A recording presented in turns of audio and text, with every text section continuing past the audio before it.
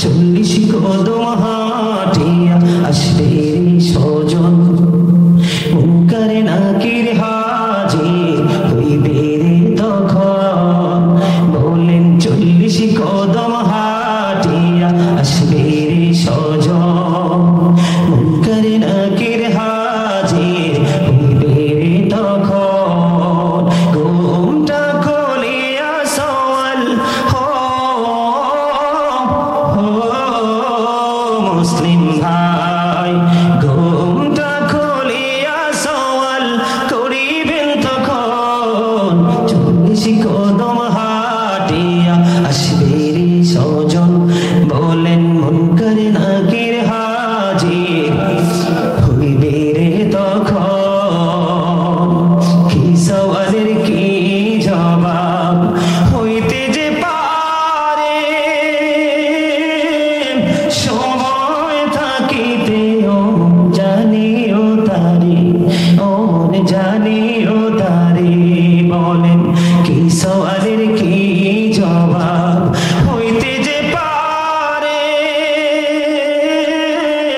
সময় থাকিতে ও জানিও তারে ও জানিও তারে বলেন 40 কদম হাঁটিয়া আসবে রে স্বজন মুনকার নাকির হাজির হইবে রে তখন ঠিক না ঠিক বলেন কবরের প্রথম রাত কবরের প্রথম রাত সম্পর্কে কথা বলবো কবরের প্রথম শুধু রাত না দিনও তো আসে কথা বলেন না কেন কবরে শুধু রাত আসে না আগে কবরে রাতের সাথে দিন আসে না নাই প্রথম একদিন 24 ঘন্টার সাথে কি শুধু রাতই যুক্ত না দিনও যুক্ত কিন্তু কবর পরকালীন জীবন তো আলাদা হবে এই দুনিয়াতে যেরকম দিন এবং রাতের মধ্যে একটা পার্থক্য আছে একটা ডিসটেন্স আছে ওখানে কিন্তু ওই রকম না যদি জাহান্নামী হয় তার কিন্তু রাত আর দিন নাই তার কিন্তু অলওয়েজ পানিশমেন্ট কিন্তু নিতেই থাকবে তার মানে অলওয়েজ সে কন্টিনিউয়াসলি আল্লাহর সাজা ভোগ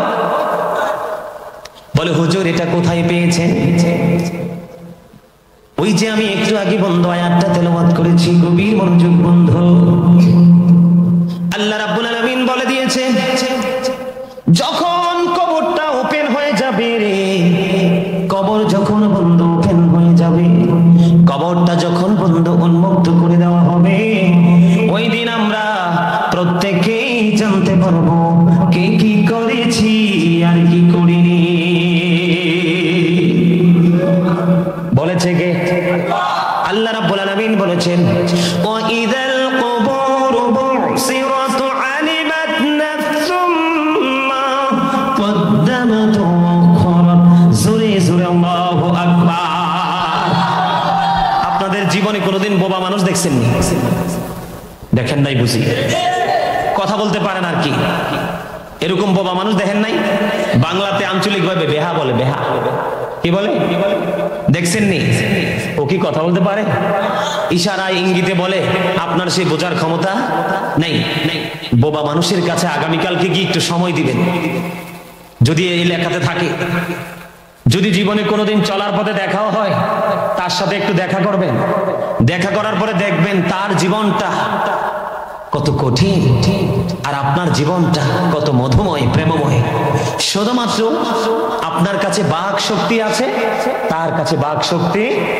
নেই আগেই বলেছি বিবেকবান বিবেক হলো আল্লাহর দেওয়া এক নূর সেই নূর দিয়ে তার জীবনকে আলোকিত করতে পারে দুনিয়াকে আলোকিত করতে পারে বর্জিকে জীবনকে আলোকিত করতে পারে এবং তার আদার্স যারা ফ্যামিলি মেম্বার প্রত্যক্ষ পরোক্ষ কাছের দূরের সবার জীবনকে সে আলোকিত করতে এই নূর যে পায় নাই সে তার মতো হতভাগা আর কেউ হতে এই নূর যারা পেয়েছে তাদের কবর বর্জকে জীবন হবে আলোকিত আর যারা সেই নূর পায়নি তাদের জীবন হবে অন্ধকার বন্ধুরে আমার আল্লাহ রাব্বুল আলামিন বলে দিয়েছেন কবর যখন ওপেন হয়ে যাবে আমরা প্রত্যেকেই জানতে পারবো রে কি কি করেছি আর কি করিনি এই কথা বলেছেন কে আল্লাহ রাব্বুল আলামিন বলেছেন ইত্তাকুল্লাহ হাক্কা তুকাতিহি ওয়া লা তামুতুন্না ইল্লা ওয়া আনতুম মুসলিমুন আল্লাহ রাব্বুল আলামিন ডেকে ডেকে বলতেছে ইমানদার ইমানদারদেরকে তোমরা আমাকে ভয় করো। কি করো? আরো জোরে বলেন না, কি করো? ভয় করো। আল্লাহ বলেছেন ইউ ফিয়ার মি ইত্তাকুল্লাহ, তোমরা আমাকে ভয় করো। এবং ভয়টা কেমন হবে রে? ভয়টা ভয় করার মতো করতে হবে, একদম 100% কনফিডেন্সলি ভয় করতে হবে। কিছু সময় ভয় করলাম আর কিছু সময় ভয় করলাম না, এই ভয় দিয়ে কখনো সফলতা আসবে না। জোরে জোরে বলেন না ঠিক না ঠিক? আর জোরে বলেন ঠিক না ঠিক? আল্লাহ রাব্বুল আলামিন বলেছেন পরিপূর্ণ মুসলমান না হয়ে তোমরা কবরে পা দিও না।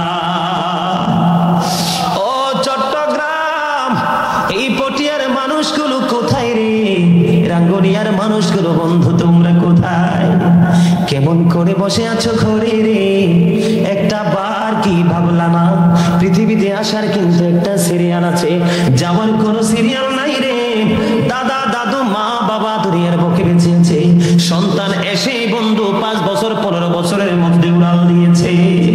এরকম দলিল আছে না নাই?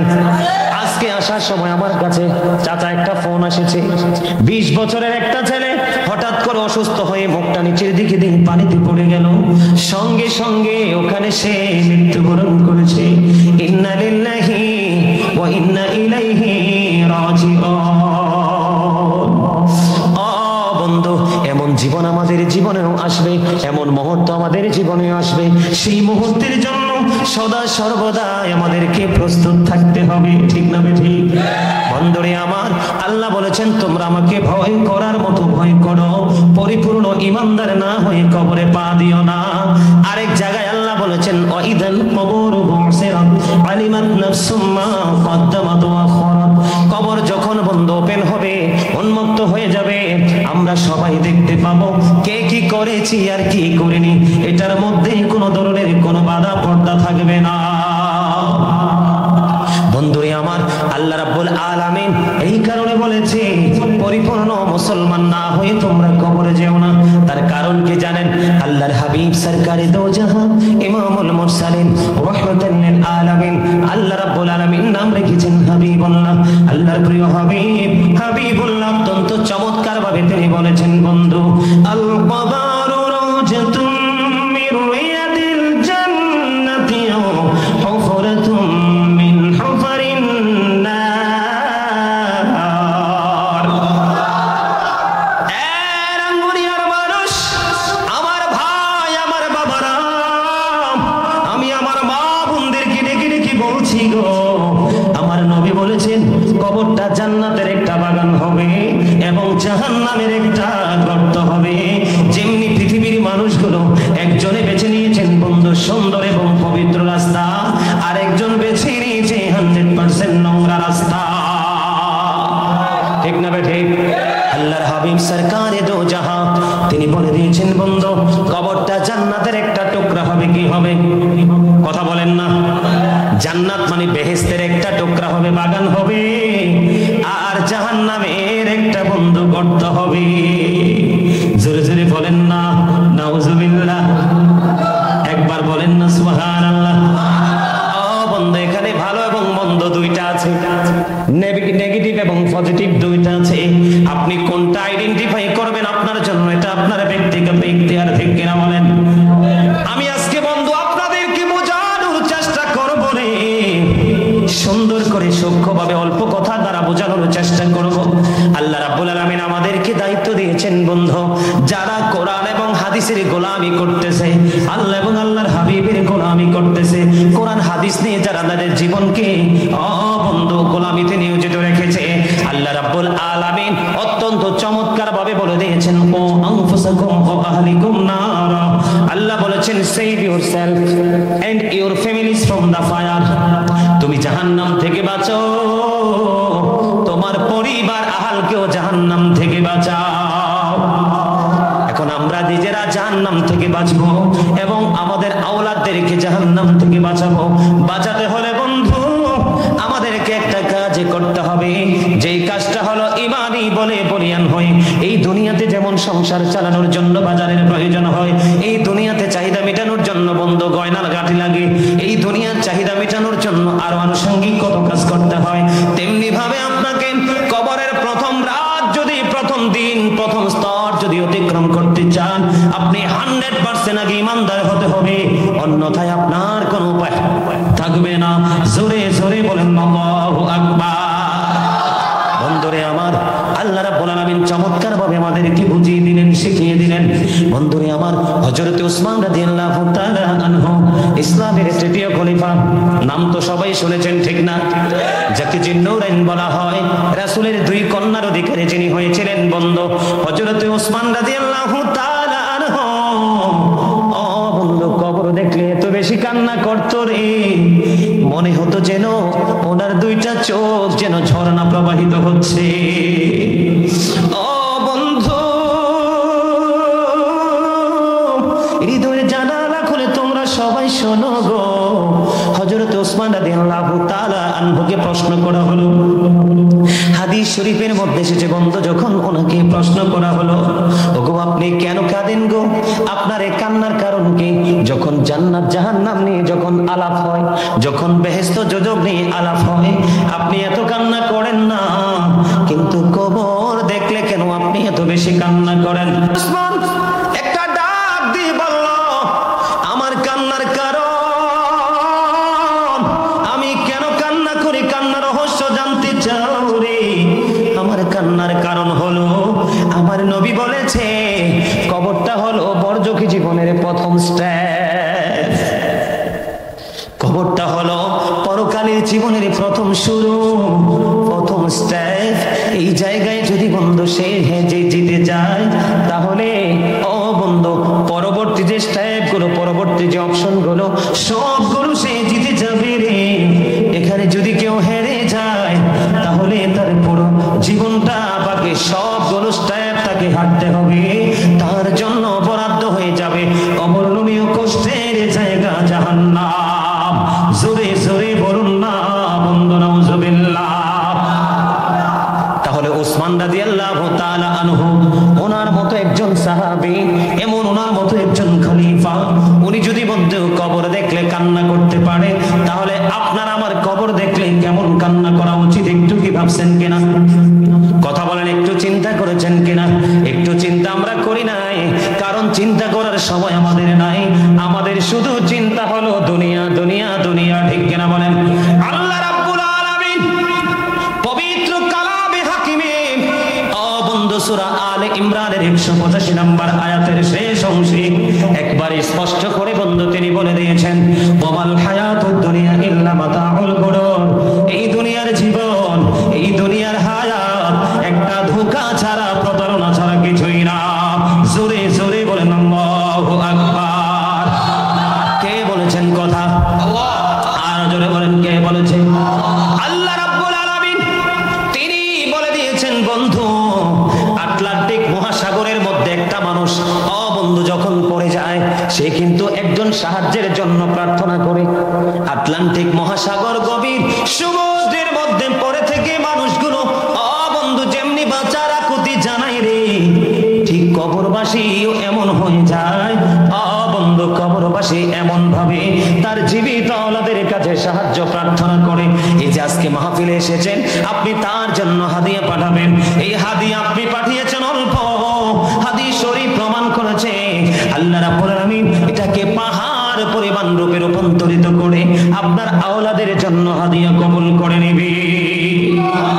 আমার নবী বলেছেন বন্ধু, বন্ধু আপনাদেরকে আমি আরেকটা মজার খবর দিব। আমরা সারা জীবন শুনেছি শুধু কবরের মধ্যে 3টা প্রশ্ন হবে। কয়টা কথা? কয়টা? কবরের মধ্যে 3টা প্রশ্ন হবে। সাধারণ মানুষের, সাধারণ মুসলমানের 3টা প্রশ্ন হবে, কিন্তু সত্যিকার অর্থে আশিকে রাসূল যদি হও গো, শুধু প্রশ্ন হবে একটা।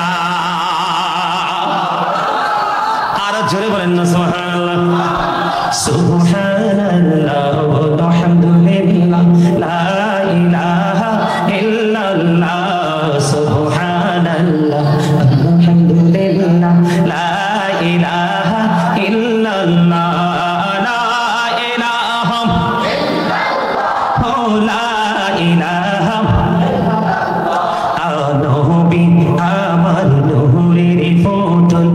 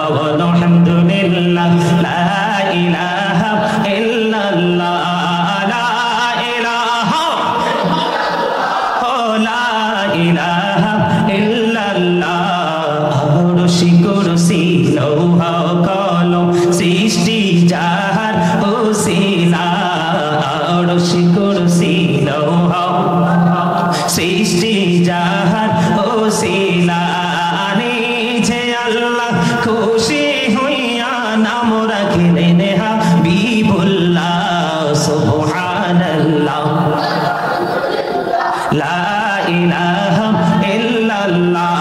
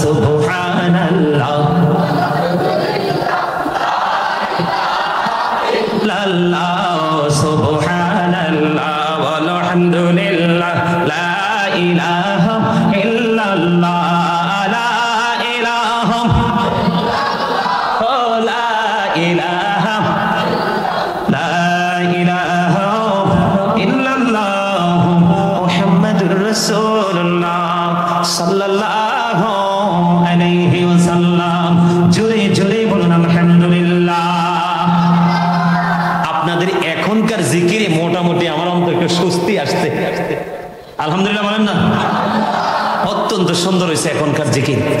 এইভাবে প্রাণ খুলে কথা বলবেন, যখন নামাজ পড়তে যাবেন প্রাণ খুলে নামাজ পড়বেন, যখন আল্লাহকে ডাকবেন রাসূলের প্রেমে মজবেন, প্রেমের মতো প্রেম করবেন, থোড়া থোড়া হালকা হালকা সামথিং, এটা করে কোনো লাভ নাই, সফলতা আসবে না। একদম 100% করতে হবে, যেমনটি আসছি কবরে। বন্ধুরে আমার, এবার যখন একজন ব্যক্তি কবরে যাবে, তাকে যখন প্রশ্ন করা হবে, রে এই যে তোমার সামনে যিনি আছে ওনাকে কি চিনো? যদি মুমিন হয় উনি চিনবে রে, বলবে আমার প্রাণের নবী। আর যদি বন্ধু যদি আমার নবীর প্রেমিক হতে না পারে, ওই যে বলেছে আমি নবী, হাদিস বলেছে, ও বন্ধু নবী যে বলেছে, আল কবর রওজাতুম মির রিয়াদিল জান্নাতি আও হুফরাতুম মিন হুফারিন নার। জোরে বলেন আল্লাহু আকবার। আরো জোরে আল্লাহু আকবার। নার মানে জাহান্নাম। কি বন্ধু, উত্তর দিলে তার কবরটা জান্নাতের বাগান হয়ে যাবে। এখান থেকে বন্ধু তার নিয়ামত বরাদ্দ হয়ে যাবে রে। ও বন্ধু আপনারা তো জানেন না, ও বন্ধু তারা তাদের কবরে তাদের রওজায় যখন যাবে, আল্লাহ রাব্বুল আলামিন কোরআনে বলেছেন, ইনদা রাব্বিহিম ইউরযাকুন, আল্লাহ তাদের জন্য জান্নাত থেকে খাবার পাঠিয়ে দেয়। এত আস্তে কেন সুবহানাল্লাহ? যিনি উত্তর দিতে পারবে তাকে হয়তো পৃথিবীর মানুষ আল্লাহর ওলি বলে নাই, আল্লাহর প্রিয় বলে নাই, কিন্তু সে গোপনে প্রেম করতে করতে আল্লাহর ওলি হয়ে গেছে রে। আল্লাহ রাব্বুল আলামিন এই কবরের প্রথম দিন প্রথমে রাখতে রাখতে পরীক্ষায় উত্তীর্ণতার রেজাল্ট হলো, একটা হলো তার কবরটা জান্নাতের টুকরা, আর একটা হলো ইনদা রাব্বিহিম ইউরযাকুন, দে রিসিভ ফুড ফ্রম আল্লাহ। আল্লাহর কাছ থেকে সে খাবার রিসিভ করবে, নিয়ামত রিসিভ করবে। বন্ধু পক্ষান্তরে নবী যে বলেছে জাহান্নাম, এখানে যদি বন্ধু এই আওতায় যদি কেউ এসে যায় রে, ও বন্ধু হাদিস শরীফের মধ্যে এসেছে, ফেরেশতারা এত বড় বড় হাতুড়ি দিয়ে তাকে প্রহার করতে থাকবে, তাকে মারতে থাকবে রে, সেদিন তার কোনো উপায় থাকবে না। এখানে আরেকটা বন্ধু আরেকটা মজার খবর আছে। অনেকে বলে কবরে লাশ রাখতে রাখতে বন্ধু মুনকার নাকির আসে, বলে না, কিন্তু মুনকার নাকির কবরে প্রথম আসে না, একজন ফেরেশতা আসে যার নাম হলো বন্ধু রুম্মান। জোরে জোরে বলুন না সুবহানাল্লাহ, আরেকটু মহব্বতে বলুন না সুবহানাল্লাহ, আরো জোরে বলুন না সুবহানাল্লাহ। ও বন্ধু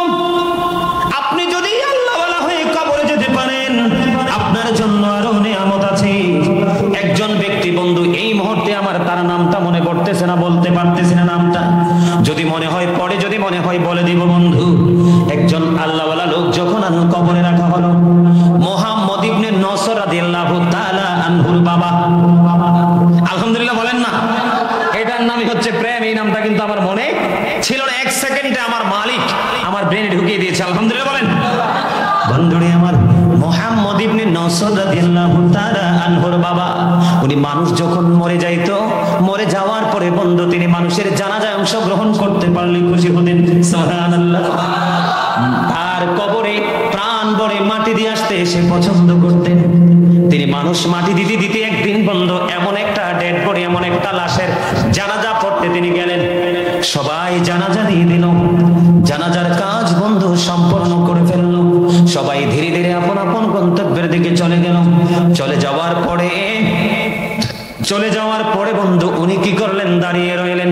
মুহাম্মদ ইবনে নসর রাদিয়াল্লাহু তাআলা আনহুর বাবা এবার তিনি দেখতে পেলেন সবগুলো মানুষ ধীরে ধীরে কবর থেকে প্রস্থান করতেছে, কবর থেকে চলে যাচ্ছে। এই মাত্র কিন্তু রাখা হয়েছে কবরে। কি করা হয়েছে? এই মাত্র কবরে রাখা হয়েছে। সবাই বলেছে বিসমিল্লাহি ওয়া আলা মিল্লাতি রাসূলিল্লাহ, জোরে জোরে সুবহানাল্লাহ। আমার রাসূলের হাত মোবারকে তুলে দিয়েছে লাশটাকে, জোরে জোরে সুবহানাল্লাহ। বন্ধুরে আমার, এবার কি করলেন? তিনি দেখলেন সব মানুষ আপন আপন গন্তব্যের দিকে চলে যাচ্ছে, কিন্তু তিনি দাঁড়িয়ে রইলেন। হঠাৎ করে দুইজন নুরানি মানুষ এই কবরের মধ্যে এসে প্রবেশ করলেন। কয়জন? দুইজন এসে প্রবেশ করলেন। তিনি চিন্তা করতেছে এখানে তো ডেড বডি রাখা হয়েছে, আমার জীবনে কোনোদিন আমি এমন ঘটনা দেখিনি। এই ঘটনার রহস্য কি রে? আমাকে জানতে হবে।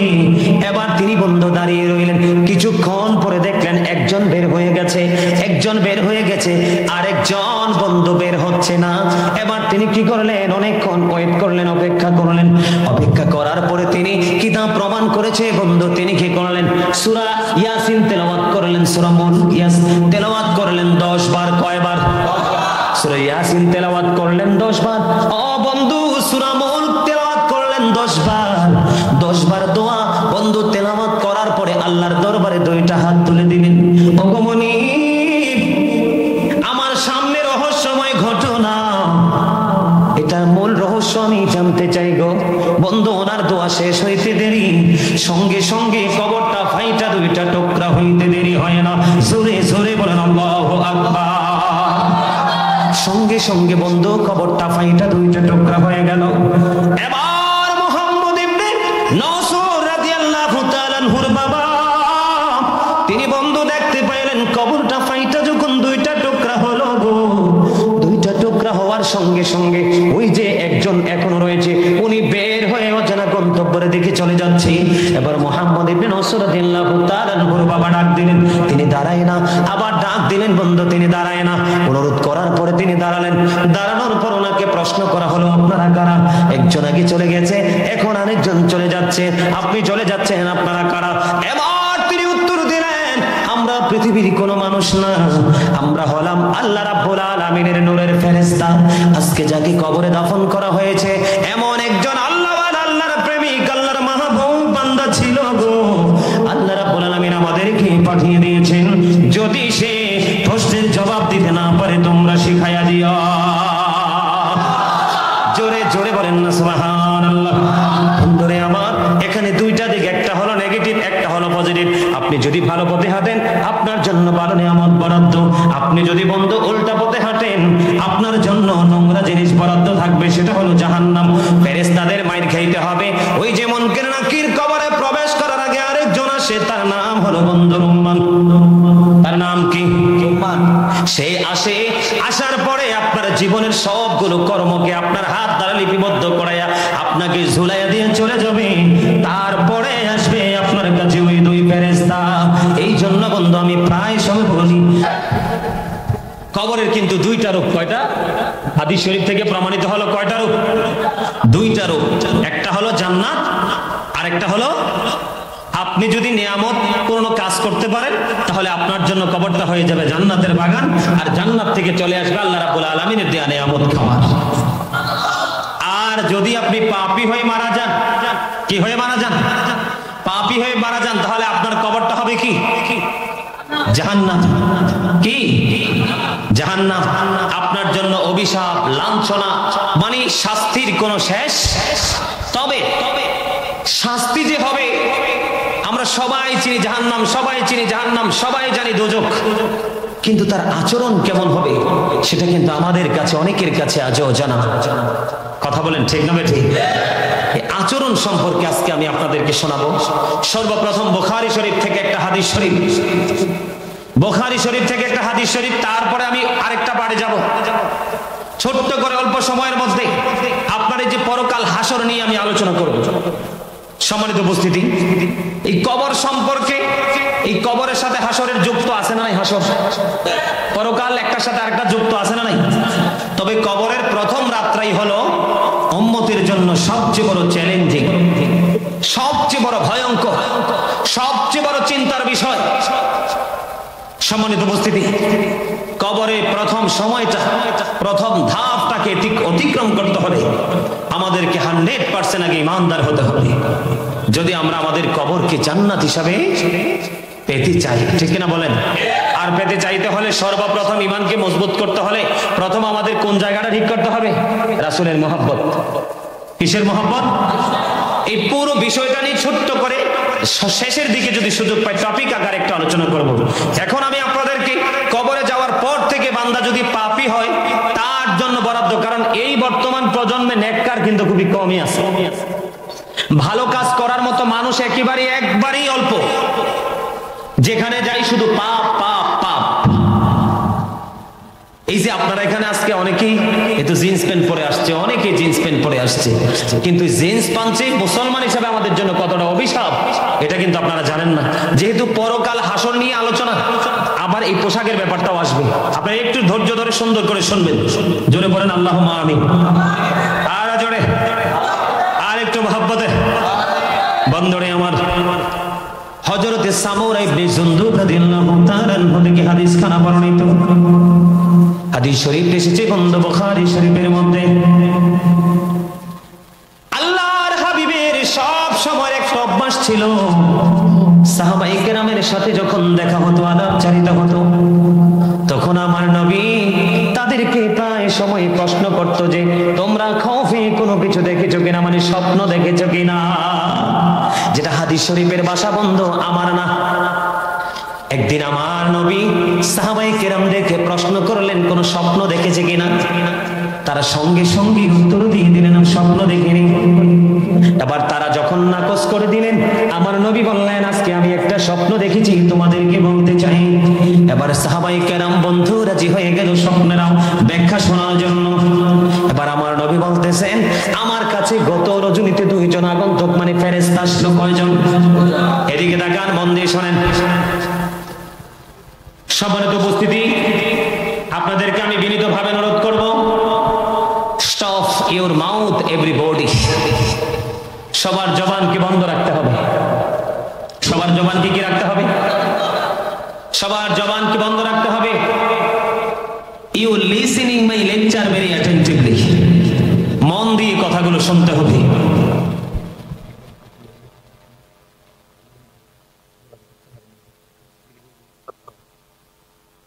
ফরিদ ভাই এখনো আসে না কেন?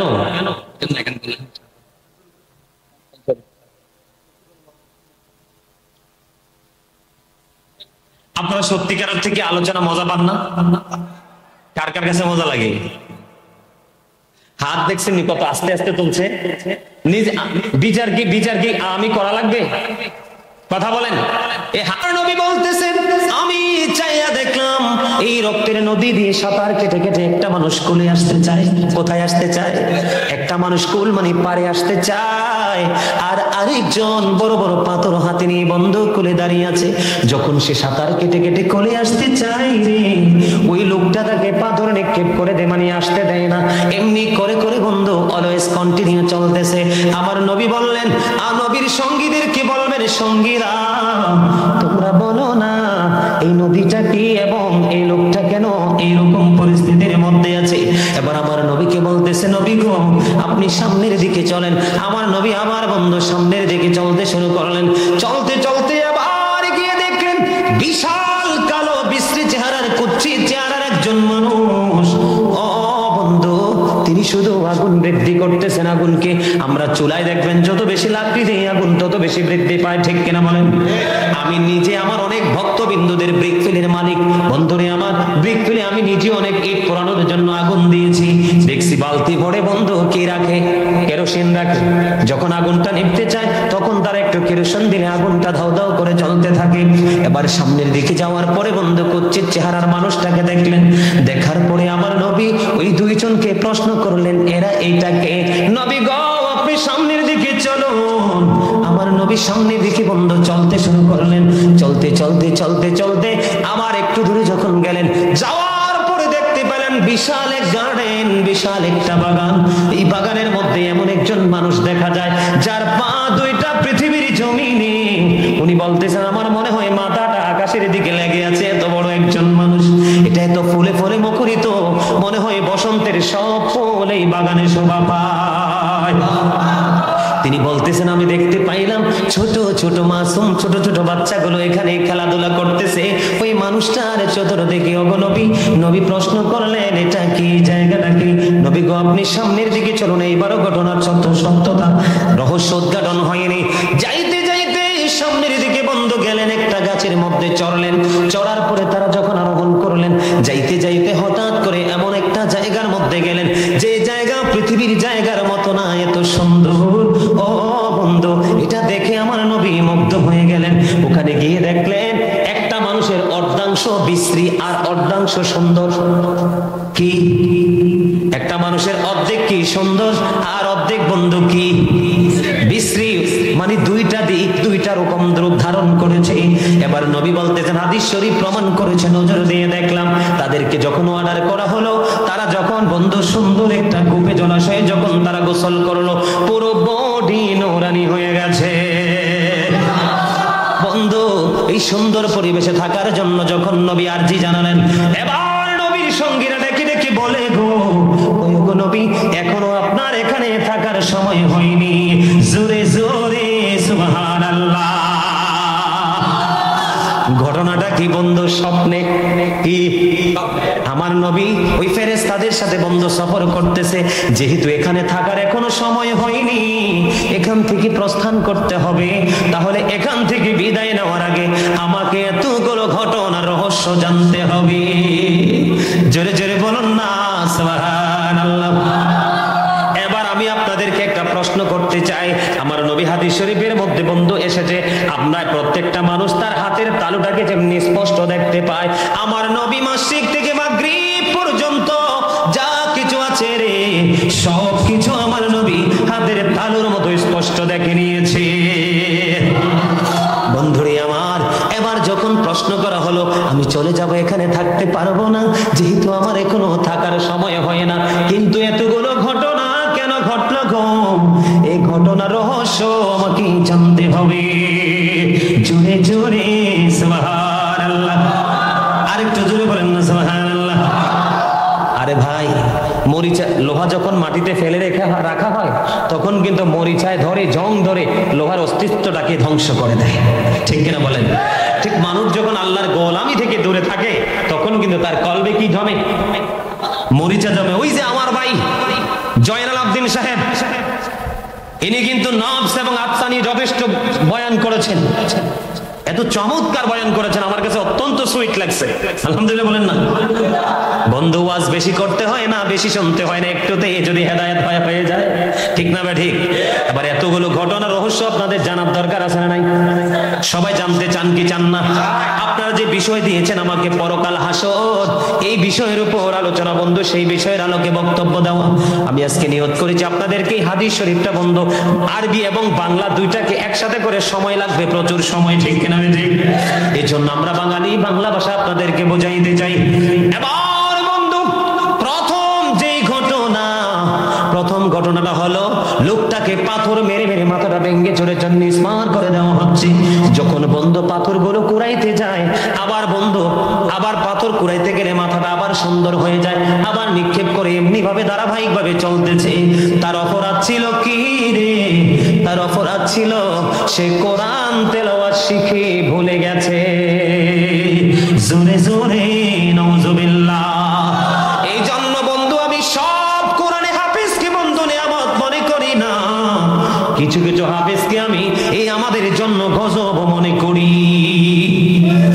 অনেক মানুষ আমাদের এখনো দেখবেন এখানে ছোট্ট থাকতে মা কোরআন তেলাওয়াত শিখিয়েছে, কিন্তু আপনি এখন ভুলে গেছেন, কারণ মায়ের কথা আপনি মূল্যায়ন করেন নাই, বাবার কথা মূল্যায়ন করেন নাই, কারণ আপনি যখন ছোট্ট ছিলেন মায়ের কথা ছাড়া কোনো উপায় নাই। বড় যখন হয়েছেন আপনি বলতেছেন হামসে বড় কোন হে, ঠিক না বেঠে? এই জন্য আপনি কোরআন বন্ধ বলে গেছেন। সাবধান, পৃথিবীর কোরআন তেলাওয়াতকারী যারা চরে, কোরআনে হাফেজ যারা চরে বন্ধু, এবং কোরআন সাধারণভাবে যারা তেলাওয়াত করো তাদেরকে বলছে প্রথম ব্যক্তির সাজার কারণ হলো দুইটা। ও বন্ধু, সে কোরআন তেলাওয়াত শেখার পরে এটাকে ভুলে গেছে গো। আর দুই নাম্বার হলো রাতের বেলা ফরজ নামাজ না পড়ে সে ঘুমিয়ে যাইত। জোরে জোরে নাউজুবিল্লাহ। তাহলে আপনি যদিও ইবাদত করেন করার মতো করতে হবে, কোরআন তেলাওয়াত করেন করার মতো করতে হবে, ঠিক না বে ঠিক? আমি আপনাদেরকে বলতে চাই, ও বন্ধু, এত বেশি ব্যস্ত, এত বেশি ব্যস্ত, তারপরেও কিন্তু প্রতিদিন একটু হলেও কোরআন তেলাওয়াত করি। আলহামদুলিল্লাহ বলেন। I recite the Holy Quran every day in the morning and evening. জোরে জোরে সুবহানাল্লাহ। বন্ধু, আপনারা যারা চাচারা দাদারা যারা এখানে আছেন, বাবা যারা হয়েছেন, আপনাদেরকে বলি এদিকে তাকান। এখানে আমার ভাইয়েরা উলামায়ে কেরামরা আছেন বন্ধু, তারা জানেন এই আপনাদের তার এই কুকর্ম তার জীবনের ব্যর্থ সময়ের সাথে একটা জিনিস আমি যোগ করতে চাই। এটা হলো হাদিস শরীফ। আল্লাহর হাবিব সরকারে দো জাহান তিনি বলেছেন, আদিবু আওলাদাকুম আলা সালাতি খিসালিন হুব্বি নবীকুম ওয়া হুব্বি আহলি বাইতিহি ওয়া আলা কিরাআতিল কুরআন। বন্ধুরা আমার, হাদিস শরীফের মধ্যে এসেছে, জালালামি শরীফের মধ্যে এসেছে, আল্লাহর হাবিব বলেছেন তোমরা তোমাদের সন্তানদেরকে তিনটা বিষয় শেখাও। কয়টা? আরো জোরে বলেন, কয়টা? তিনটা বিষয় শেখাও। একটা হলো হুব্বি নবীকুম, teach the love of the prophet. দুই নাম্বার হলো বন্ধু হুব্বি আহলি বাইতিহি, টিচ ফ্যামিলি লাভ, নবীর পরিবারের মহব্বত। বন্ধু, তিন নম্বরে হলো ওয়া আলা কিরাআতিল Quran, learn to recite the holy Quran, Quran তেলাওয়াত শিখাও। জোরে জোরে সুবহানাল্লাহ।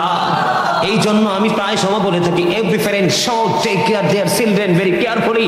প্রত্যেকটা পিতামাতার উচিত তাদের সন্তানের দায়িত্ব যত্ন সহকারে পালন করা। আর আমরা সন্তান হিসেবে আমাদের উচিত we should Obi our parents, ঠিক কি না বলেন? আরে আরো জোরে। এতগুলো মিডিয়া এখানে, আপনারা যে সাউন্ড দেন, পরে ওয়াজ শুনলে আপনারা নিজেরাই নিজেদের প্রতি লজ্জাবোধ করবেন।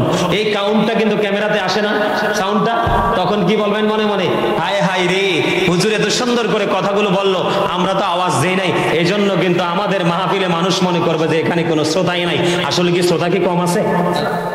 আলহামদুলিল্লাহ বলেন। আরে ভাই, আপনাদেরকে ধন্যবাদ দিয়ে আমি ছোট করব না। এইরকম প্রতিকূল অবস্থা, বৃষ্টি, যে 8 নাম্বার সিগন্যাল দেওয়া আছে, এরপরে ঘর দুয়ার ছেড়ে জান্নাতের বাগানে এসেছেন। আপনাদের সাচ্চা ইমানদার, আপনাদের ইমান তো একশোই, কিন্তু আমলকেও টেকসই করতে হবে, ঠিক কিনা বলেন? আপনার কবর কিন্তু শুধু ইমান দিয়ে শেষ নয়, আমলও। বন্ধুরে আমার, এই যে আমার আলোচনা ইমান থেকে আমলে আসছে, ঠিক কিনা বলেন? বন্ধুরে আমার, কোরআন তেলাওয়াত ভুলো না, যদি ভুলে যাও আরেকজন আলেমের কাছ থেকে শিখে নাও। নামাজ ছেড়ে ঘুমায়ও না, নামাজ সম্পর্কেও বিষয় দেওয়া আছে, সর্বশেষে নামাজ নিয়ে আলোচনা করব। আগে বন্ধু মুক্তাসার ভাবে বিষয়গুলো শেষ করে দেই। এই জন্য বন্ধু, কোরআন তেলাওয়াত শিখার পরে তুমি ভুলে গেলা, নামাজ তুমি ছেড়ে দিলা, এই জন্য বন্ধু মৃত্যুর পরে তোমার জন্য এই সাজা বহাল থাকবে। জোরে জোরে নাউজুবিল্লাহ। দুই নাম্বার ব্যক্তি বন্ধু, মনে আসেনি তার অভিশাপ কি? কথা বলে না কেন? তার সাজা কি? তার এই কান থেকে এগুলো বন্ধু ঘাড় পর্যন্ত খালি ছিঁড়ে ফেলতেছেন, লোহার আস্ত্রা দিয়ে কি করতেছেন? ছিঁড়ে ফেলতেছেন। একদিক দিয়ে ছিঁড়তেছে, আরেক দিক দিয়ে জোড়া লাগতেছে, একদিক দিয়ে ছিঁড়তেছে, আরেক দিক দিয়ে জোড়া লাগতেছে। বলে হুজুর সাজাটা কি গো, অপরাধটা কি করেছে? বন্ধু, অপরাধটা হলো এই পৃথিবীর মিথ্যাবাদী। জোরে বলেন না নাউজুবিল্লাহ। ওই লোকটার চরিত্র ছিল, চাচা, ওই লোকটার চরিত্র ছিল, সে সকালে যখন ঘুম থেকে উঠতো, ঘুম থেকে উঠে বন্ধু এত বেশি মিথ্যা সে প্রচার করত, বহির্বিশ্বে পর্যন্ত তার মিথ্যা কথাগুলো পৌঁছে যেত। বন্ধু, এই বাড়ি থেকে এই বাড়িতে মিথ্যা কথা বলে ঝগড়া লাগায় না? লাগায় কি লাগায় না? কথা বলেন না কেন? লাগায় কি লাগে না? হুজুর আপনার এই মহল্লায় এরকম লোক আসেনি? অবশ্যই আছে বন্ধু, কোনো জায়গা বাকি নাই। ঘুম থেকে উঠে চা খাইতে যাবে সলিমুদ্দিনের দোকানে, ঠিক কিনা বলেন? তারা জোরে। সলিমুদ্দিনের দোকানে গিয়ে বন্ধু চা খাবে, আর গত রাত্রে কি কি তিনি কাউন্ট করেছেন, মানে কি কি তিনি সংগ্রহ করেছেন, সেগুলো নিয়ে মিথ্যা কথা বলবে। বলবে কি বলবে না? মিথ্যা থেকে বন্ধু ঝগড়া হয় কি হয়? আল্লাহ বলেছেন আল ফিতনাতু আশাদ্দু মিনাল কতল। বন্ধু, বন্ধু, ফিতনা সৃষ্টি করা হত্যার চেয়ে বড় জঘন্য অপরাধ। মিথ্যার দ্বারা খুনোখুনি হয়, মারামারি হয়, একজনের সম্মানহানি হয়, আর একজনের সম্মানী চাদর বন্ধু ধ্বংস করা হয়। বর্তমানে বাংলাদেশে আছে 100% সোশ্যাল মিডিয়া গুলো। আপনারা আমার সাথে একমত হবেন কিনা বন্ধু জানি না। নিজেদের স্বার্থের জন্য বন্ধু, হাদিস শরীফের ভাষা অনুযায়ী বলছি, সংবাদ পাঠক পাঠিকা যদি টাকার জন্য মিথ্যা কথা প্রচার করে, ও বন্ধু সোশ্যাল মিডিয়াতে দেখবেন মিথ্যা ওয়াজের হেডলাইন দিবে একটা, ভিতরে ওয়াজ একটা। হেডলাইন কি? হেডলাইন হলো একরকম, ভিতরের ওয়াজ হলো আরেক রকম। আছে না নাই? দেখবেন টেলিভিশনের পর্দায় বন্ধু তারা খবর প্রচার করেছে পাঠক এবং পাঠিকারা একরকম, কিন্তু আসলে ভিতরগত দেখা যায় যেটা 100% না। এই ধরনের বন্ধু আংশিক মিথ্যা যেটা থাকবে সেটাও মিথ্যা। তুমি টিভির মাধ্যমে বন্ধু, সোশ্যাল মিডিয়ার মাধ্যমে, ফেসবুকের মাধ্যমে, টুইটারের মাধ্যমে, ইনস্টাগ্রামের মাধ্যমে, ইউটিউবের মাধ্যমে, সোশ্যাল মিডিয়ার মাধ্যমে বন্ধু তুমি সত্য মিথ্যা প্রচার করতেছ, তোমার জন্য সাজা হলো এটা এক ধরনের সাজা। সবকিছু মিলে আরো কি সাজা আছে আসতেছে বন্ধু। তুমি মিথ্যাবাদীর জন্য এই সাজাটা বরাদ্দ। জোরে জোরে বলেন নাউজুবিল্লাহ। আমাদের এই জীবনে আর কোনোদিন মিথ্যা কথা বলবো না, কারণ বন্ধু মা থেকে যেমন পৃথিবীতে সন্তান জন্ম হয়, ঠিক তেমনি ভাবে যার কাছে মিথ্যা আছে রে, তার কাছ থেকে আরো পাপের সম্ভাবনা আছে। যে মিথ্যা বলে অভ্যস্ত তার কাছে সব ধরনের পাপ পাবেন। নবী বলেছেন মুনাফিকের রূপ তিনটা। কয়টা? এক কথা যখন বলবে কথায় কথায় মিথ্যা বলবে। নাউজুবিল্লাহ বলেন না কেন? বন্ধুরে আমার 3 নাম্বারটাকে মনে আসেনি? আগুনের চুলা। এখন বর্তমানে বাংলাদেশের জমিনে তথা গোটা পৃথিবীর মধ্যে বন্ধু একটা খবর বেশি পাওয়া যায়, বিবাহিত মহিলা অবিবাহিত ছেলের সাথে পালিয়ে গেছে। কথা বলেন না কেন? আপনারা মনে রাখবেন, একটা স্বামী যতক্ষণ না পর্যন্ত ইচ্ছে করে স্ত্রীকে তালাক না দিবে, সে যদি বন্ধু মিশর থেকে ডিগ্রি নিয়ে এসেছে, গোটা পৃথিবীর বড় বড় স্কলারশিপ নিয়ে এসেছে, সেও যদি বিয়ে পড়ায়, সেই বিয়ে কখনো বিয়ে হবে না, এই বিয়ে হবে বন্ধু জিনা। আপনি আরেকটা স্বামীর ঘরে যেতে হলে, ও বন্ধু, একটা মেয়ে যদি আরেকটা স্বামীর ঘরে যেতে হয়, বৈধভাবে তাকে ওই আগের স্বামীকে তালাক দিতে হবে, ডিভোর্স দিতে হবে। আর মহিলার ক্ষেত্রে হলো এইটা, আর পুরুষের ক্ষেত্রে হলো বন্ধু, তুমি যদি বিয়ে করতে হয় বড় বউ থেকে অনুমতি নিতে হবে, এবং যদি তুমি 2টা বিয়ে করো, কারণ তোমার জন্য 4টা পর্যন্ত বরাদ্দ। কয়টা? একটার কথা কিন্তু পরে আইছে। একটার কথা কখন এসেছে? একটার কথা পরে আসছে, 4টার কথা আগে এসেছে। কয়টা? তুমি যদি পারো 4টা করো, যদি পারো 3টা করো, যদি পারো 2টা করো, না পারলে একটা করো। সুন্দর করে জীবনযাপন করো। ওয়াশিরহুন্না বিল মারুফ, আল্লাহ বলেছে কোরআনে। জোরে জোরে সুবহানাল্লাহ। বন্ধুরে আমার, যে বন্ধু বিয়ে করলো, এখানে জিনা বলতে শুধু যে অবৈধ যুবক যুবতীর জিনাকে বোঝায় না, জিনা বলতে সব কিছু বন্ধু জিনা বোঝায়। যেই ব্যক্তি বন্ধু বড় বউকে রেখে আরেকটা বউকে বিয়ে করলো, বড় বউর হক আদায় করলো না, সে কিয়ামতের দিন তার অর্ধাংশ অকেজো হয়ে উঠবে। কি হবে? অকেজো হয়ে উঠবে। আরেকটা বন্ধু বিয়ে করেছে, বৈধভাবে তারা স্বামী স্ত্রী হয়েছে, কিন্তু জীবন থাকতে বন্ধু বউয়ের মোহরানা দিল না। বউয়ের মোহরানা না দিয়ে, ইচ্ছা থাকার পরেও, ক্ষমতা থাকার পরেও বন্ধু মোহরানা দিল না। সেই বউয়ের মোহরানা না দিয়ে, কাপিন না দিয়ে বন্ধু পৃথিবী পারে পাড়ি দিয়েছে, বউ পৃথিবীতে রয়ে গেছে বন্ধু। তাকেও কিয়ামতের দিন জিনাকারীদের অন্তর্ভুক্ত করা হবে। এই জন্য বুখারীতে এসেছে বন্ধু হাদিস খানা, ওই যে নবী দেখেছি উলঙ্গ নারী পুরুষ, বন্ধু তারার এই আগুনের চুলোর মধ্যে যে নারী পুরুষগুলোকে দেখতে পেয়েছে, এরা হলো নারী পুরুষ 2টাই জিনাকারী। জোরে জোরে বলেন নাউজুবিল্লাহ। তারা কি জেনা করেছে? কি করেছে? অবৈধভাবে দৈহিক মেলামেশা করেছে, ফিজিক্যালি যেটাকে বলা হয়, ঠিক কিনা বলেন? মেলামেশা করেছে, তার জন্য জাহান্নাম। এটার মধ্যে বন্ধু উলঙ্গ অবস্থায় আমার নবী যেটা নিজের চক্ষু মোবারক দিয়ে দেখেছে। জোরে জোরে বলেন নাউজুবিল্লাহ। বলে হুজুর গো, এই জিনা নামক অভিশাপ থেকে বাঁচবো আমরা কেমন করে? এই জিনা নামক অভিশাপ থেকে বাঁচতে হলে এখন কিন্তু বন্ধু ডিজিটাল আব্বা এবং ডিজিটাল আম্মা আমাদের দেশে দেখতে পাই, ছেলে বন্ধু উপযুক্ত হয়ে তার সময় ক্রস করে ফেলতেছে, পড়াশোনা করবে, বিয়ে দেয় না। মেয়ে বন্ধু, ও বন্ধু, তোমরা জানো না মেয়ে এবং ছেলের মধ্যে যারা বিবাহ করেছেন তারা বোঝেন, যারা যৌবনে কদম দিয়েছেন তারা জানেন আল্লাহ রাব্বুল আলামিন আপনাকে কিয়ামতের দিন যে প্রশ্নগুলো করবে এর মধ্যে অন্যতম থাকবে যৌবনকাল সম্পর্কে প্রশ্ন। আপনি যৌবনকালে কেমন ভাবে যৌবনকালটাকে আপনি অতিবাহিত করেছেন, এই জবাব না দিয়ে আপনি একটা সেকেন্ড লড়তে পারবেন না। এই বন্ধু জিনাকে প্রতিহত করতে হলে ও বন্ধু মেয়েকে সময় মতো বিয়ে দিয়ে দিতে হবে, ছেলেকে সময় মতো বিয়ে দিয়ে দিতে হবে। বন্ধু বন্ধুরা আমার, এই আমাদের বাংলাদেশে যতগুলো আলেম আছে তারা বিয়ে করেছে, বাচ্চা হয়েছে, কিন্তু বাবার পড়াশোনা এখনো বন্ধ হয় না। বিয়ে হলে পড়াশোনার শক্তি আরো বাড়ে। ও বন্ধু নিজেকে যোগ্য করে গড়ার জন্য অনুপ্রেরণার অন্তরের মধ্যে আসে। ও বন্ধু নিজের চক্ষুটাকে নমনীয় করে দেয় আর লজ্জাস্থানটাকে পুরো কন্ট্রোল করে দেয়। হযরতে শাহুল ইবনে সাদ রাদিয়াল্লাহু তাআলা আনহু থেকে হাদিস বর্ণিত, আমার নবী বলেছেন তোমরা যদি আমাকে দুইটা জায়গার গ্যারান্টি দিতে পারো গো, আমি তোমাদের জান্নাতের গ্যারান্টি দিয়ে দিলাম। ও নবী দুইটা জায়গা কি? একটা হলো দুই সোয়ালের মধ্যখান, তার মানে মুখ, আর দুই নাম্বারটা হলো তোমার লজ্জাস্থান। মিথ্যাবাদী মিথ্যা বলেছে মুখ দিয়ে, ঠিক না ঠিক? আর বন্ধু জিনাকারী জিনা করেছে লজ্জাস্থান দিয়ে। এই জন্য আজকের মাহফিল থেকে গোটা পৃথিবীর আমার ভাই বাবা মা বোনদের কি বলবো গো, তোমরা তোমাদের সন্তানদেরকে সময় মতো বিয়ে দিয়ে দাও। বিয়ে দেওয়ার সময় কথা রাখবা, আমার মেয়েকে ডাক্তার হতে হবে, এই কন্ডিশন মানলে আমি বিয়ে দেবো, নয়তো না। আপনি যখন ছেলেকে বিয়ে দিবেন বাবা, তোমার শর্ত হলো বিয়ের পরে তুমি যা চাইবে আমি সবই দিব, কিন্তু তোমাকে স্টাডি চালিয়ে যেতে হবে। I like to study for help আদার। জোরে বলেন না সুবহানাল্লাহ। আরে আরো জোরে মহব্বতে। বন্ধুরে আমার তিনটা পয়েন্ট গেল, কয়টা? কথা বলে না কেন? কয়টা? তিনটা চলে গেল। চতুর্থ নাম্বার হলো বন্ধু ওই যে রক্তের নদী সাঁতার কেটে কেটে করে আসতে চায়, কিন্তু পাথর দিয়ে নিক্ষেপ করে তাকে প্রতিহত করা হয়েছে, আসতে পারে না। হুজুর এইটা কেন গো? এটার কারণ হলো গো বন্ধু এই পৃথিবীতে যারা নিজের উপর নিজে জুলুম করেছে, পৃথিবীর বুকে যারা সুদ খেয়েছে,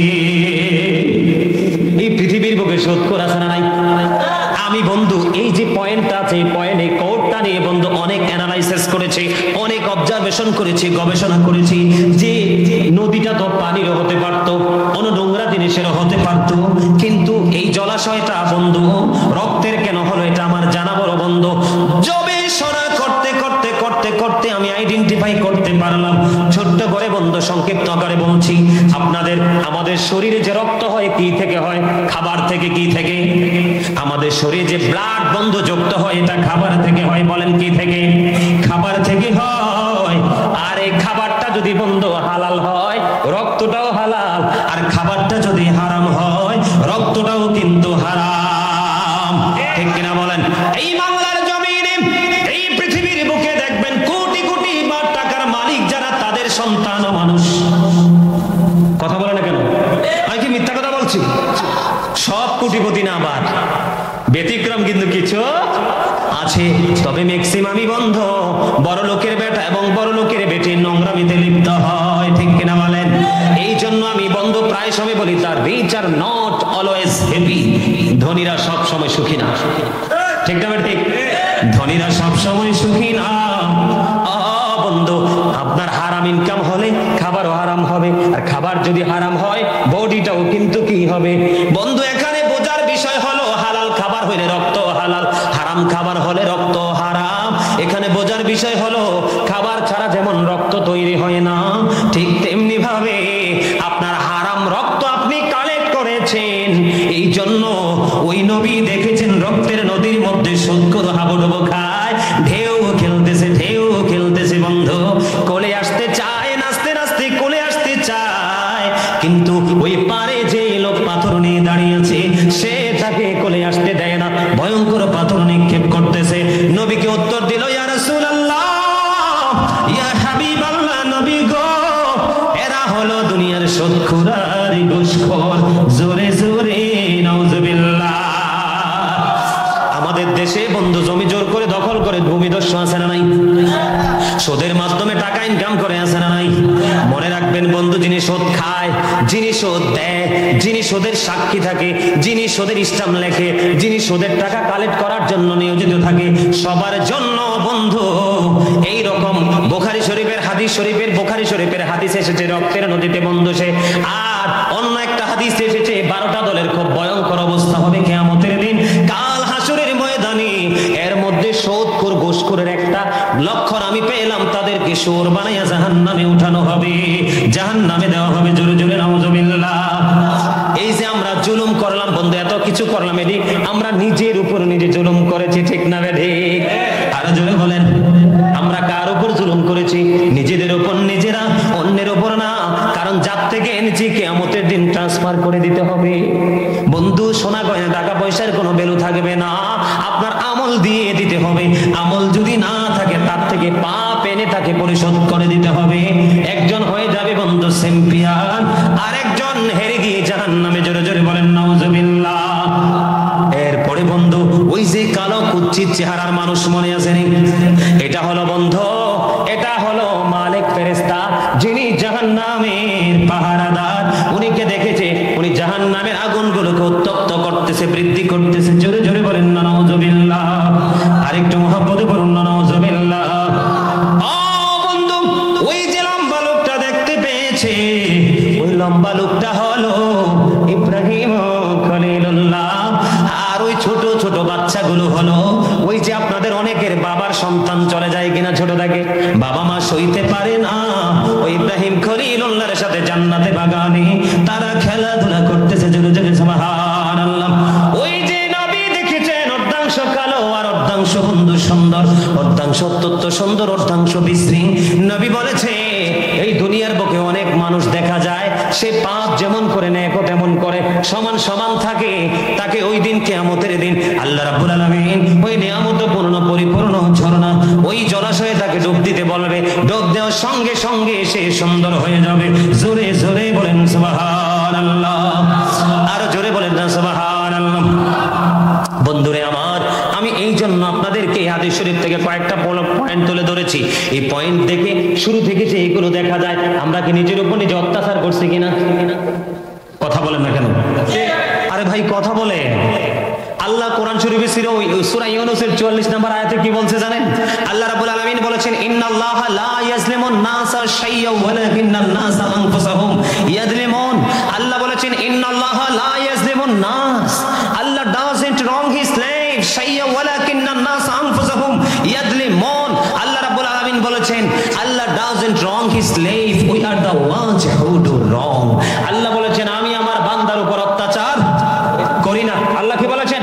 নিশ্চিত করে দিয়েছেন, ইনশিওর করে দিয়েছেন আল্লাহ আল্লাহর বান্দার উপর অত্যাচার জুলুম করে না। বান্দা নিজেই নিজের উপর অত্যাচার করে, তার মানে আমরাই আমাদের উপর অত্যাচার করি। সেই জুলুম অত্যাচার নিয়ে আমি একটা সঙ্গীত লিখেছি, শুনবেন একটু সবাই? যেহেতু আমাদের উপর আমাদের জুলুম নিয়ে কথা বলছি, একটু শুনবেন আমার লেখায়। আপনারা রাজি থাকলে গাইব, একটু গাইব, বেশি না, আমাদেরকে বোঝানোর জন্য। জুলুম যারা করলা বন্ধু, হারাইলা তো কোন, জুলুম জুলুম কে দিও তোমার হবে না মাসুল। একেবারে ভেবে দেখো না তোমার কোথায় ঠিকানা, একেবারে ভেবে দেখো না তোমার কোথায় ঠিকানা। এখনো তো আছে সময়, এখনো তো আছে সময়, বুঝো তোমার ভুল। জনম জনম কে দিও তোমার হবে না মাসুল। বলেন জুলুম যারা করলা বন্ধু, বলেন জুলুম যারা করলা বন্ধু, হারাইলা দোকল। জনম জনম কে দিও তোমার হবে না মাসুল। ঠিক না ঠিক? আমার সবচেয়ে বেশি পছন্দ বন্ধু শব্দটা। আমি দেখছেন নি এই কথার মধ্যে অসংখ্যবার বন্ধু বলছি না? হ্যাঁ, তা আমার ইচ্ছা ছিল যে বন্ধু শব্দটাকে দিয়ে আমি একটা সঙ্গীত লিখবো। ইনশাআল্লাহ লিখেছি। আল্লাহ তো আল্লাহর হাবিবকে বন্ধু বলে সম্বোধন করেছেন, এই জন্য বন্ধু শব্দটা আমার কাছে খুব বেশি পছন্দ। ফ্রেন্ড, আলহামদুলিল্লাহ, আর যদি আলহামদুলিল্লাহ। বন্ধুরে আমার, আল্লাহ রাব্বুল আলামিন বলেছেন বান্দার উপর আমি অত্যাচার করি না, বান্দা নিজের উপর অত্যাচার করে। যারা অত্যাচার করে তাদেরকে আল্লাহ রাব্বুল আলামিন বলেছেন আল্লাহু লা ইউহিব্বুস সালিমিন, আল্লাহ জালেমদের পছন্দ করে না। আল্লাহ doesn't like the unjust, আল্লাহ জালেমদেরকে কি করে না, পছন্দ। ওমা লিয-যালিমিনা মিন আনসার, এদিকে তাকান না বন্ধু। জালেমরা যখন বিপদে পড়বে আল্লাহ রাব্বুল আলামিন বলে দিয়েছে আমি তাদের জন্য কোনো সাহায্যকারী রাখি না। Allah doesn't guide the unjust, আল্লাহ বান্দার উপর জুলুম করে না, আল্লাহ জালেমকে পছন্দ করে না। জালেমরা যখন বিপদে পড়বে তাদের জন্য কোনো সাহায্যকারীও রাখে না। জোরে জোরে নাউজুবিল্লাহ। ওরে বন্ধু, জীবন কত মূল্যবান, অমূল্য সম্পদ তোমরা জানো না, একবার চলে গেলে আর ফিরে আসে না। বন্ধু, এই জন্য জীবনটাকে একটু ভালোবাসো। আমি হযরতে আবু হুরায়রা রাদিয়াল্লাহু তাআলা আনহু থেকে বন্ধু হাদিস বর্ণিত, আমি আপনাদেরকে তথ্য দিতে চাই রে। এই যে বন্ধু জাহান্নাম আমরা সারা জীবন শুনি, কিয়ামতের দিন আমাদের কি অবস্থা হবে? বন্ধু, হাদিস শরীফ প্রমাণ করেছে, আমার নবী বলেছেন জাহান্নামের আগুনটাকে, হযরতে আবু হুরায়রা রাদিয়াল্লাহু তাআলা আনহু থেকে হাদিসটা বর্ণিত, আমার নবী আপনার নবী বলে দিয়েছে বন্ধু, জাহান্নামের আগুনকে আল্লাহ 1000 বছর তাপ দিয়েছে, আগুনের রং হয়ে গেছে বন্ধু লাল। কি হয়েছে? লাল হয়ে গেছে রে। আল্লাহ চিন্তা করে না এই উত্তপ্ত আগুনে হবে না, এত বড় নিকৃষ্ট পাপী হবে আল্লাহর সৃষ্টি। আল্লাহ রাব্বুল আলামিন বললেন কি আরো 1000 বছর আগুনটাকে তিনি তাপ দিলেন, আগুনের রং হয়ে গেল বন্ধু সাদা। আল্লাহ বলে না না গো, এই 2000 বছর উত্তপ্ত করলাম, এই আগুনেও সারবে না। আল্লাহ আরো 1000 বছর আগুনটাকে তাপ দিল বন্ধু, আগুনের রং হয়ে গেছে কালো।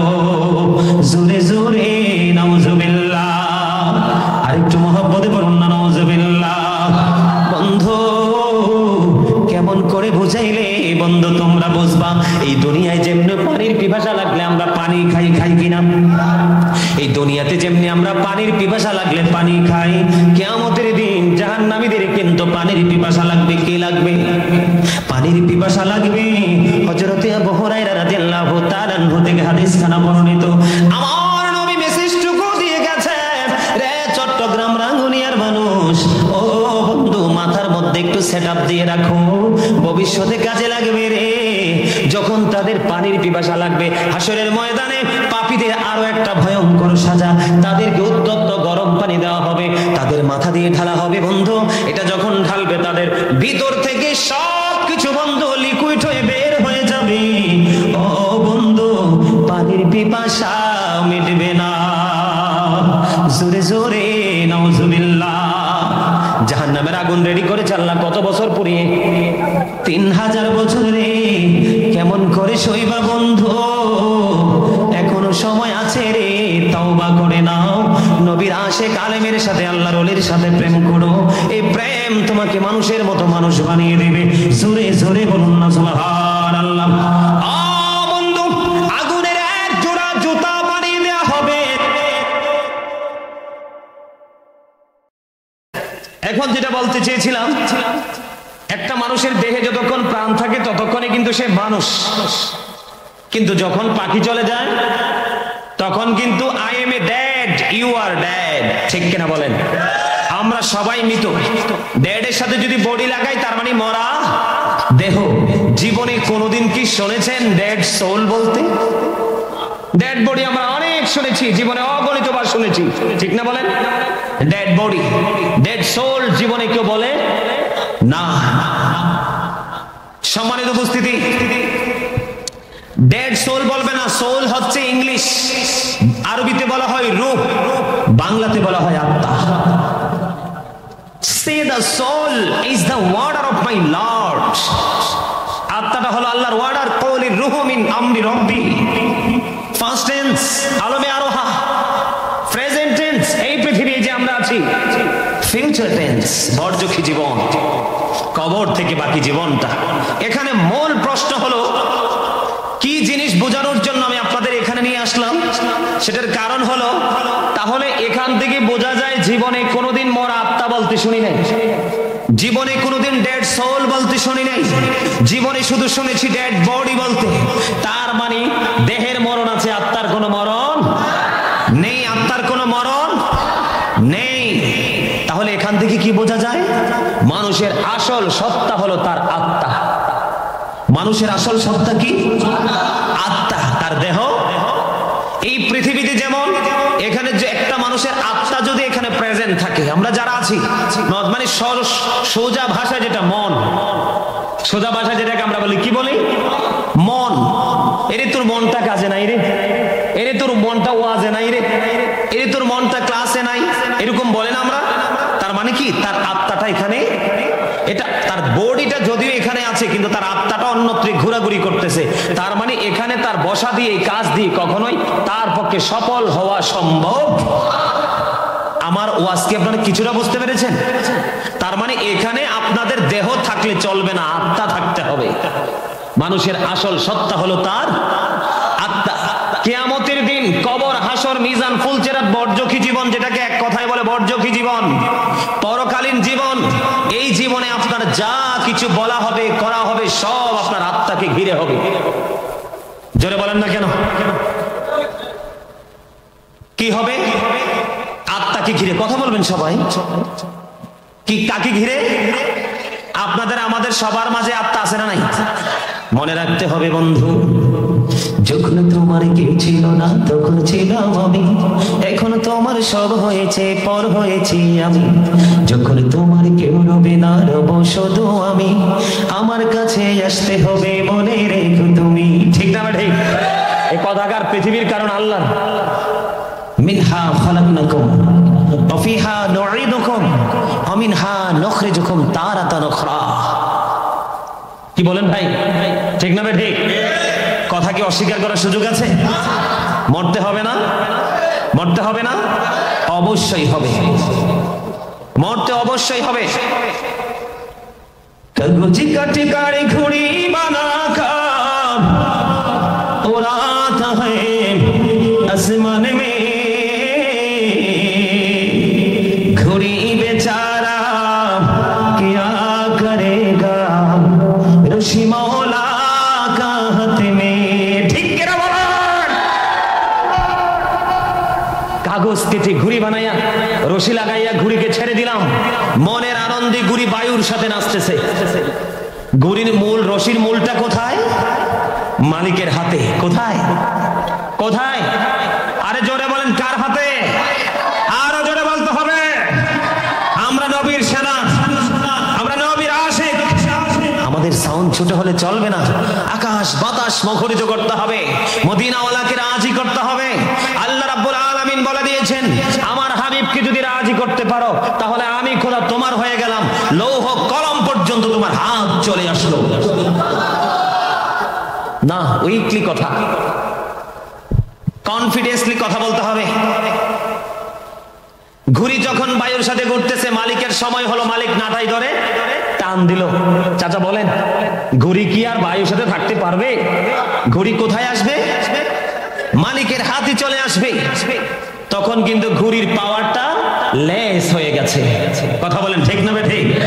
ঘুড়ির কি কোনো ক্ষমতা আছে? আমাকে যে বিষয় দিয়ে হয়েছে সেই বিষয়ের দিকে কিন্তু আমি হাঁটি হাঁটি পা পা করে ঢুকতেছি। আপনারা কি বুঝতেছেন? ওয়াজ কিন্তু বিবেকবান মানুষের জন্য। ওয়াজ কার জন্য? বিবেকবান মানুষের জন্য। যিনি সেন্সলেস, বুদ্ধিহীন, তার জন্য ওয়াজ না।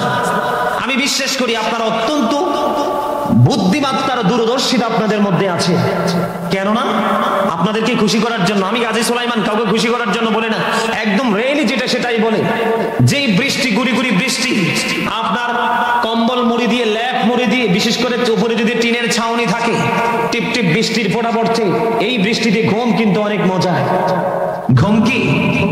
কিন্তু আপনারা ঘুমকে কি দিয়ে দিয়েছেন? বিসর্জন দিয়ে দিয়েছেন, আপনি আপনার চোখকে আজকে শাসন করেছেন, তুমি কিন্তু আজকে অ্যালার্ট থাকতে হবে। আজকে কিন্তু আমাদের বাড়িতে মেহমান আসবে। কি আসবে? আমরা মেহমানকে হাসি খুশি ভাবে বরণ করব এবং সুন্দরভাবে বিদায় দিব। বিদায় যদি দিতে পারেন, আপনার এখানে কিন্তু সবচেয়ে স্পষ্ট যেই মেসেজ আপনার জন্য, আপনি যদি মেহমানকে ভালোবাসতে পারেন হক্কানি আলেম হিসাবে, আল্লাহ বলেছেন join with my dear people, come to my paradise. Allah বলেছেন আমার প্রিয় লোকদের সাথে যুক্ত হও, আমার জান্নাতে চলে এসো। ফাদখুলি ফি ইবাদি ওয়াদখুলি জান্নাতি। বলেছে কে? আরো জোরে বলেন। আমি খুশি হব আপনারা জোরে সাউন্ড দিয়ে আমার সাথে উচ্চ আওয়াজে কথা বলবেন, এতে আমি খুশি হব, আমার আল্লাহ খুশি হবে। মেহমানকে খুশি করা আমার নবীর সুন্নাহ। জোরে বলেন আরেকবার সুবহানাল্লাহ। আরেকটু মহব্বতে। তাহলে ঘড়ির যেমন কোনো ক্ষমতা নাই, ঠিক আপনার এই বডিটা হলো কাগজের ঘড়ির মতো। কিসের মতো? কাগজের ঘড়ির মতো। বলে হুজুর রশি কোথায়? ওই যে একটু আগে বললাম রূহ, একটু আগে বললাম সোল, একটু আগে বললাম আত্মা। কি এটা হলো রশি। আর নাটাই কোথায়?